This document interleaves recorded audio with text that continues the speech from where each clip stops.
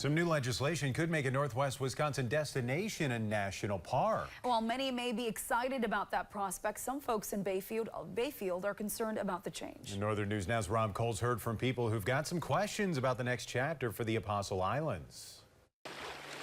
The Apostle Islands off the shore of Lake Superior. Their appeal and beauty unquestioned. We're really excited about this opportunity, and the Apostle Islands are really a crown jewel. Wisconsin Congressional Representative Tom Tiffany has introduced legislation to change the area from a national lakeshore to a national park. For some locals in Bayfield, though, that process is raising questions. I've boated, sailed, and recreated for over 40 years. Erica Peterson may know the Apostles more than most. She's helped others experience the islands and even worked for the National Park Service in the past. Not entirely against it, I guess more against the process that hasn't included over 100 years of community and tribal involvement. She would have liked a public forum before the legislation was introduced. If done right, could open up a lot of opportunities, but we haven't had a voice in what those opportunities could be. She says to deem the area a lakeshore decades ago, there was significant public testimony on the matter compared to a short legislative bill now. And that bill is 1.5 pages long in comparison to the 1,000+ pages done on research to make it a lakeshore. Mary Motif is Bayfield County's tourism director. She's concerned about many aspects of that change, including indigenous treaty rights. Especially since hunting would be not allowed now as a national park.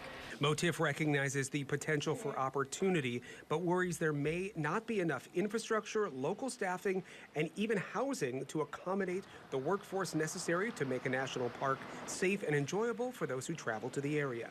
I absolutely would support it if it came along with additional resources that the park would need to be able to ensure the safety and experience of visitors.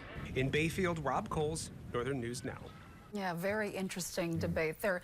Thank you, Rob. Now, we did reach out to Representative Tiffany for a comment. He provided us with an extensive statement addressing some of those concerns. It says in part, nothing in the bill does anything to alter or change existing treaty rights, adding that his office consulted both Red Cliff and Bad River on the legislation. Tiffany also plans to add an amendment that would reaffirm this bill wouldn't modify existing treaties. The Republican also addressed concerns about hunting, infrastructure, and public input in his statement. You can read it all on our website. Yeah, and speaking of the treaties, shortly after that, we received a statement from the Red Cliff Band that says in part that the tribe has repeatedly presented questions and concerns about the bill to Tiffany's staff, and they have not received sufficient communication or information. Right now, the tribe says they can't justify this bill to their community, adding that they want to know potential impacts to members' treaty rights. And Tiffany says his office is holding a public telephone town hall September 4th to answer any further questions.